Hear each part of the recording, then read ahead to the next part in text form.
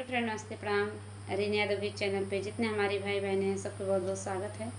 मैं आप सब बीच में एक छोटा से चटकुला नाच गीत लेके आई हूँ। मेरे चटकुला नाच गीत कैसे लगा कमेंट बॉक्स में ज़रूर बताना। अच्छा लगे तो लाइक सब्सक्राइब शेयर ज़रूर करना। अपना आशीर्वाद दुलार ज़रूर देना। कमेंट बॉक्स में ज़रूर लिखना मेरा गीत कैसा लगा। बहुत बहुत धन्यवाद।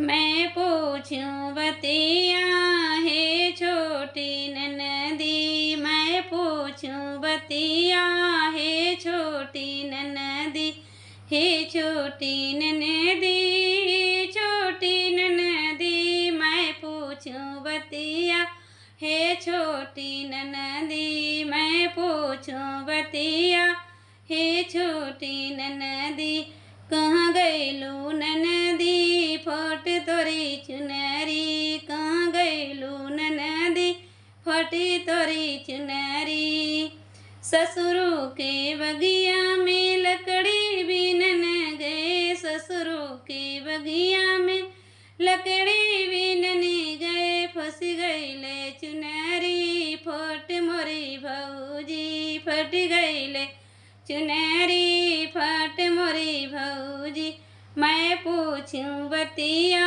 हे छोटी ननदी, मैं पूछूं बतिया हे छोटी ननदी, कहाँ गईलू ननदी भयू इतना करिया, कहाँ गईलू ननदी भयू इतना करिया, ससुरु के खेतवा में धनवा लगन गए, ससुरु के खेतवा में पेनिया लगन गए, लागला धुपवा भये इतना करिया, लागई धुपवा भये इतना करिया, मैं पूछूं बतिया हे छोटी ननदी, मैं पूछूं बतिया हे छोटी ननदी, कहाँ गईलू ननदी जरी गईले हथवा, कहाँ गईलू ननदी जरी गईले हथवा,